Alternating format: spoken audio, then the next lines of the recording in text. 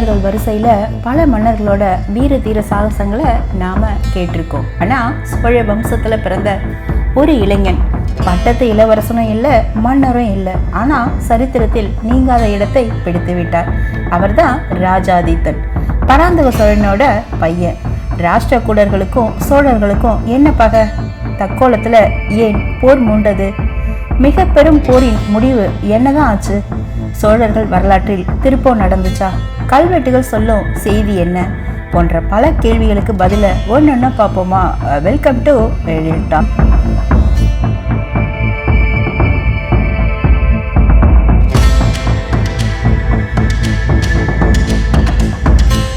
சோழர்களின் பொற்காலம் அழைக்கப்பட்ட பிற்கால சோழ வம்சத்தில் முதலில் வந்தவர் முதலாம் பராந்தக சோழன்.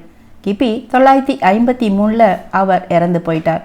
புகழ்பெற்ற ராஜராஜ சோழன் மன்னராக முடிசூட்டி கொண்டது கிபி 985 ஆண்டு. இந்த இரு மன்னர்களுக்கும் இடைப்பட்ட காலம் 30 வருஷங்கள். ஆனால் இந்த இடைப்பட்ட காலம் சோழர் வரலாற்றில் ஒரு கடுமையான பகுதின்னே சொல்றார் வரலாற்று ஆசிரியர் நீலகண்ட சாஸ்திரி. 30 ஆண்டுகள் ஆண்ட மன்னர்கள் பற்றிய விவரம் ரொம்பவும் சிக்கலானது. ஏன்னா வரலாற்று ஆய்வாளர்களுக்கிடையே ஒருமித்த கருத்து இல்லைங்க. பல கல்வெட்டுகள் மூலம்தான் இது பற்றி நாம் ஒரு முடிவுக்கு வர முடியும் அப்படின்னு சொல்கிறார் நீலகண்ட சாஸ்திரி. முதலாம் பராந்தக சோழன் காலத்தில் நடைபெற்ற தக்கோல போர் தான் சோழர்களின் வாழ்க்கையே புரட்டி போட்டுதுன்னு சொல்லலாம்.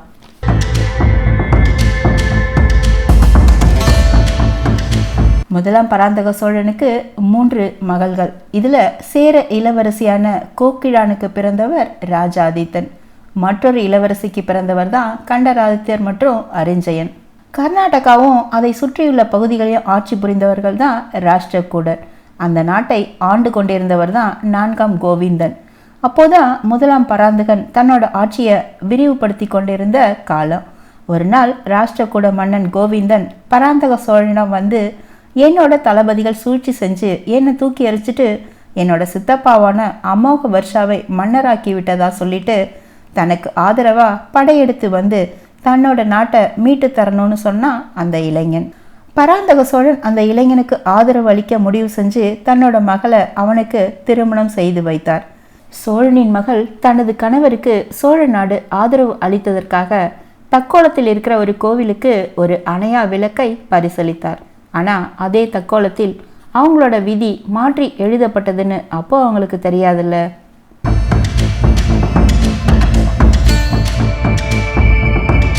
அதே சமயம் ராஷ்டிரகூட தலைநகரான மானியக்கேதுவில் 30 வயது இளைஞன் 3ஆம் கிருஷ்ணன் மன்னரா பதவியேற்றார். அருகிலுள்ள கங்க நாட்டிற்கு 2ஆம் பூதகன் மன்னரா பதவியேற்றார்.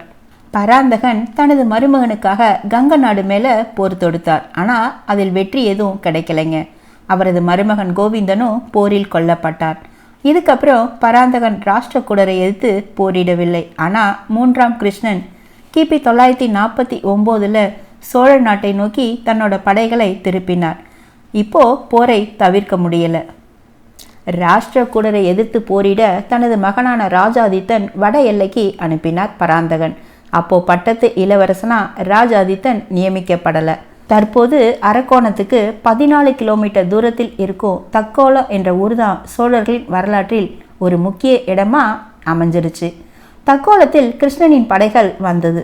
மிக பெரும் படை. சோழர்கள் சார்பா ராஜாதித்தன் தலைமையேற்று போரில் இறங்க இரு பிரிவினரிடையே கடுமையான போரும் மூண்டது. கங்க மன்னன் பூதகனும் கிருஷ்ணரோட சேர்ந்து போரிட்டார். ஆரம்பத்தில் ராஷ்டிரகூடரை பின்தங்க வைத்தான் ராஜாதித்தன்.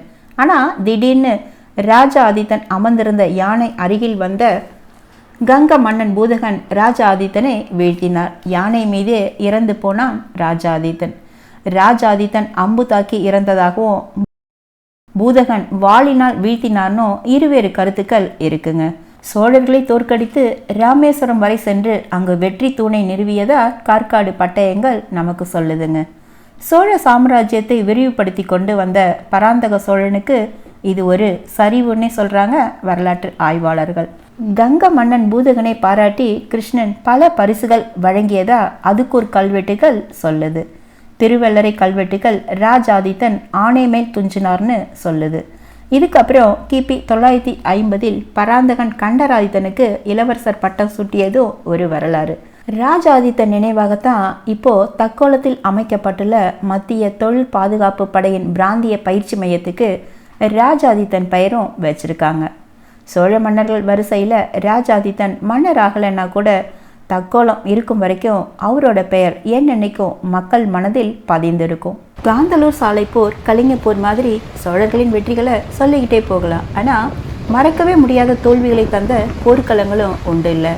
அதில் முக்கியமான ஒன்று தான் தக்கோல போர்.